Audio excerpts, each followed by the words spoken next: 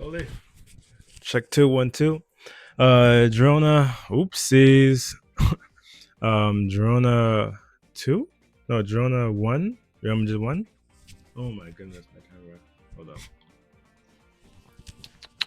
Yeah, Girona 1, Madrid nil. Let's talk about it. I'm pretty optimistic, so let's go into it.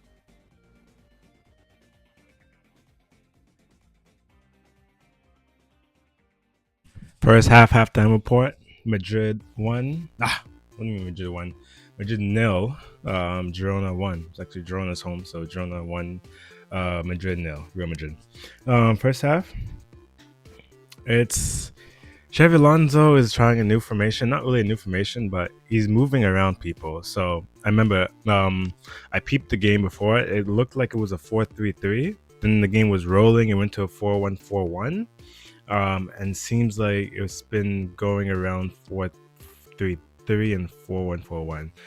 Majority of the time it was 4-1-4-1 pyramid formation, where you have Tremene being the holding, and then Gula, excuse me, and Jude being the tens.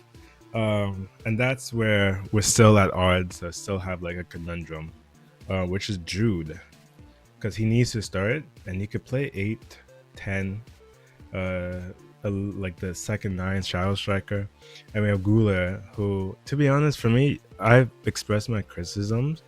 I was watching SCS video briefly about how I think Faisal sees Gula, and he sees him as like some next person. I don't think Gula is up to that par. And this first half, he keeps messing up controls and passing, and it wasn't good enough. Adam Militao, he kept going to the box and not knowing what to do. So if he's going to be like that, moving forward center back, he has to be prepared to like dribble a few mans or shoot some shots when he needs to, when the shots need to be shot. When the shot needs to be shot. Yeah. Yeah. Anyways, yeah, Madrid nil, Girona 1. Girona's goal was pretty good. It was nice team play up to the finish. Lovely on the right, bottom right of Thibaut. Girona's been playing good. They had chances. We had chances, but the Mbappe fiasco handball. I think we just need to come back and become more stronger. Trent needs to have the ball more. People need to realize what he will bring about when he does have the ball. So we'll see how the second half goes. Jude Bellingham needs to get in the game more from like an 8 perspective. I think knowing Xabi Alonso, he makes some crucial changes, especially in second half.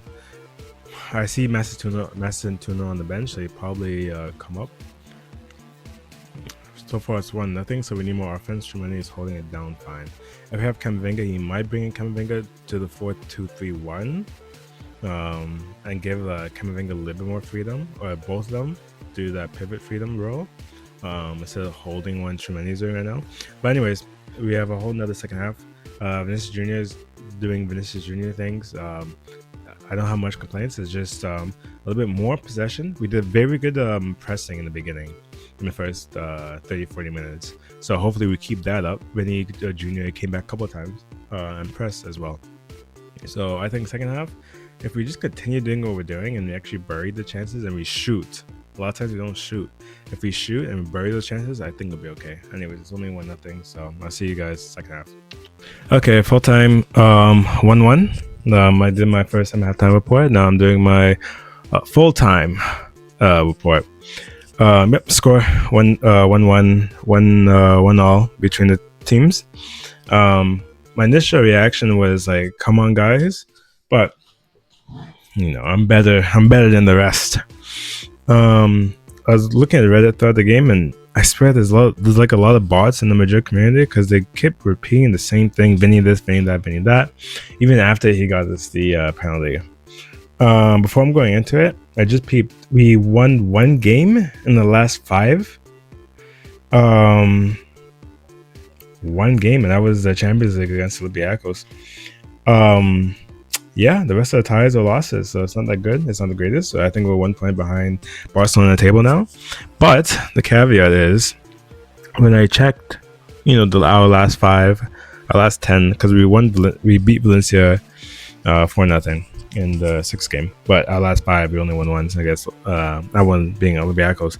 I just peeped that all of our games were away. Because on the weekday, I was like, okay. I think weekend at the time we tied. I think that was the Rayo Vallecano game, so we tied. And then weekday we played Leche, one of those two. And then the weekday we played Olympiacos. I'm like, okay, that's one away. Coming back is going to be at the Santiago. Nope, we went to Girona. Home ground of 15,000. And I'm just like, okay, when's the next time we're going to play at home? Because it's been a minute. And then when I checked, it's like we haven't played in 5 games. So all of our games have been away. And I'm not going to be too harsh on the people, 5 games being on the road, day in and day out, away from Madrid. And then I guess 2 of those games away from Spain. Yeah, I'm not going to be too harsh on the guys. Anyways, going back into the game. I think I talked about Camavinga coming on, and that's exactly what Xavi Alonso did for the second half. I think overall we played okay. It could have been a bit better, involving the fact that we've been on the road for a month now. Yeah, it could have been better, but we would take the 1-1. It could have been better. Mbappe at the end had that chance that he just scuffed. Vinny had a lot of chances from that angle on the left-hand side that he scuffs, not even on target, that he just scuffs. He really has to work on that because Prime Vinny would just, slot that home and then 4-2, just like that. These are some of the games. I know it's been a tough stretch, but these are some of the games where it's like, okay, if we win these, we're looking like contenders to win the whole Champions League. I mean, the whole La Liga. The only good thing I will say is Barcelona also isn't looking that pretty. I won't get into Barcelona much. Shout out Flick and Yamal and them man's over there. But yeah, Yamal, I mean, Barcelona's not looking that pretty. So to be honest, it depends on the team who comes into form first. And I think because we played so many of our away games already, hopefully, like second half of the season, or more so the ending of December, we get a lot of home fixtures. And as a result, we get a lot of W's under our belt, as well as hopefully make the top 8. Going into the game today, Thibaut Courtois, I think he played amazing. He had a lovely diving on the right hand. Was he right?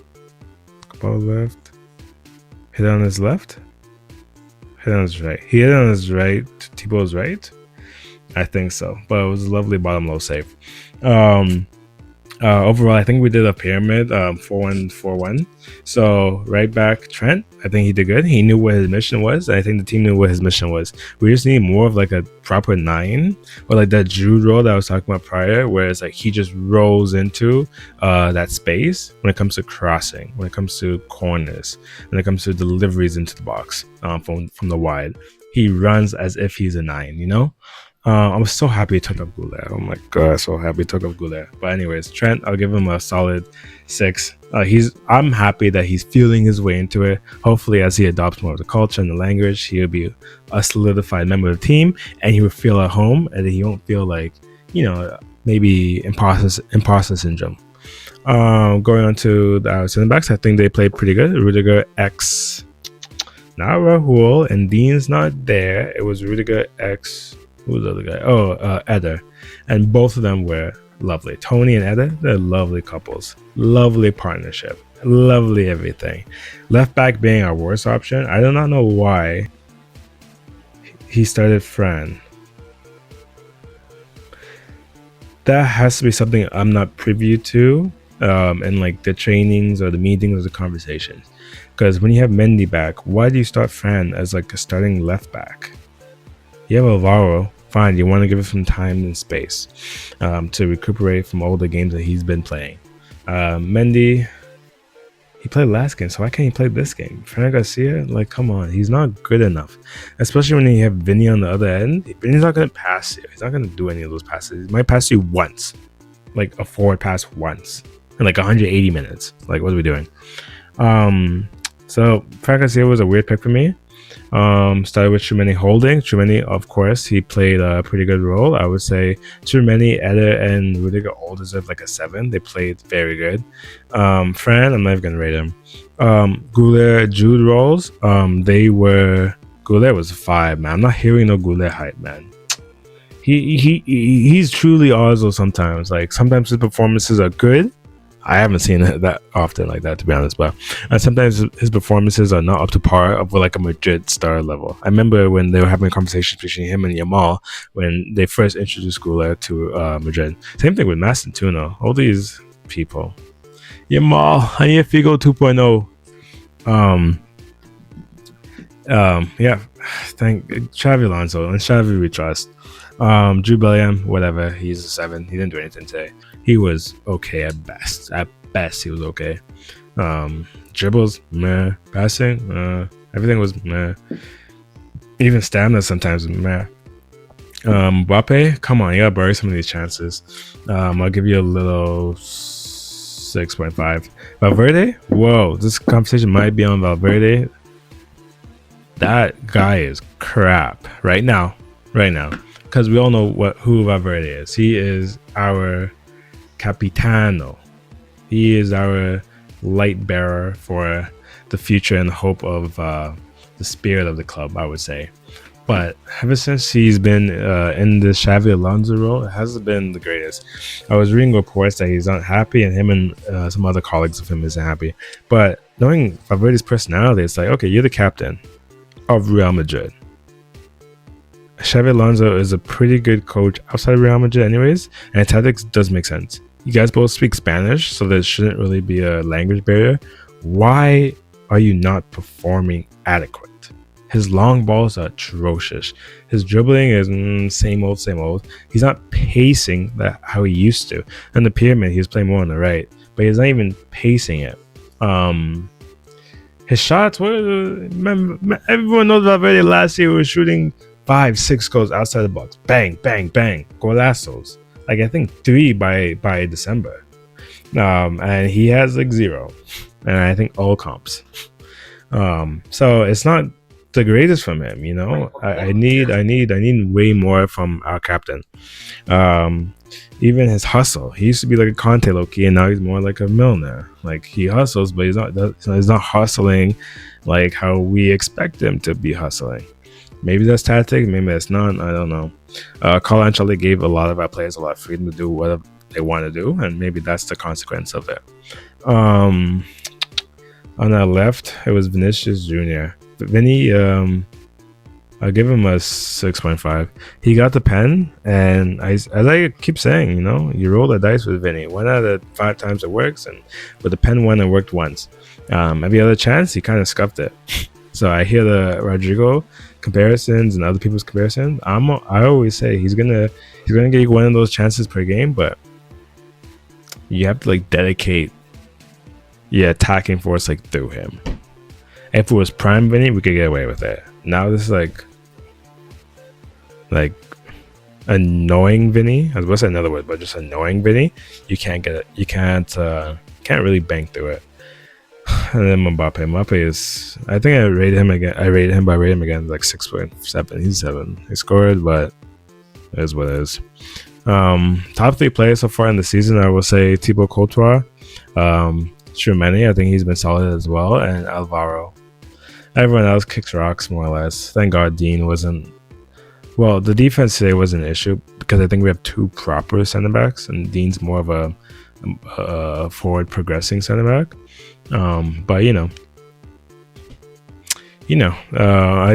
is what it is. Xavi Alonso, I think he played his best lineup today. Yeah, not much more to say. I think moving forward, we need, I think I talked about this earlier, not in this video, but another video, that we need like more of a philosophy. It seems like we're sticking on the pyramid. Now it's time for Jude and Goulet to operate. I think Goulet is also not operating to the level that we expect of him. This is maybe where you call back Nico Paz and have him perform that role. I think he would do a better job. He's more direct, he's less flashy, he's more like humble in the sense that this is like an opportunity for him to shine, to showcase, and Goulet kind of feels a little bit entitled because he also has that skill. Goulet has that skill, he just hasn't been showing it. His shots have been wayward for like the last 3, 4, 5 games, and he has opportunities. Like Vinny, we know his shots are wayward, but somehow he contributes in other ways. But Goulet, it's like, come on, he's supposed to be skillful, but It's always passing to Mbappe and inshallah. So I'll cut it very much there. I think upcoming in December, I will check real quick. Give me a second. Like, I'm on Google. Why does it say that we're playing Bilbao away? And then finally, our first home game in more than a month is against Celta Vigo. This is what I'm saying. 6 away games in total. Who's making these schedules? And then people are going to ask questions. People are going to complain. Fans are going to go ballistic. 6 away games. A whole month you're not home.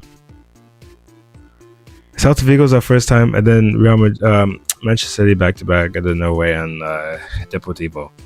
But in regards to this game, I think Girona came out strong. They got the first goal, solid goal too. Outside of that, defensively, they played around ball a little bit, but every time they had the ball, for the most part, they were going forward. The keeper wasn't wasting too much time at all. They were playing around like the fouls and stuff, but I think the referee did a great job handling that situation on both fronts. I also thought the Rodrigo movement when he came on and did a little shimmy into the box and cut left and they got a little ticked or whatever. That was a foul. That was a foul. I thought the ref would review that. It is what it is. It would have been a soft one, but I thought it was a foul. I thought it was a penalty. But no, I think Girona played also a very good strategic game, and they weren't too haram ball-ish. They just, when it comes to defensive, they did a drop back defensive formation, like a 5-4-1 ish, 5-5 to be honest. But moving forward, they're very flexible and able to be more offensive and free. So it wasn't like Atletico Madrid around ball. So I give Girona the due. I still remember Girona for a couple seasons ago when they had Savio Solot, I think, as well as Jan Koto. So, you know, it is what it is. Madrid, I think we bounced back in the month of December. November just wasn't our month. We only lost one game, which is pretty good on the road, and that was like to Liverpool. So, you know, Hala Madrid.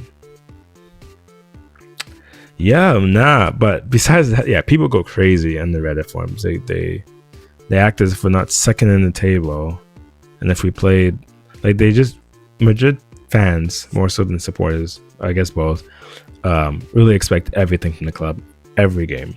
It's kind of disgusting, but it's kind of like, I guess that's the part of being a Madrid fan in the 21st century in the Piers era, because historically Madrid wasn't like this.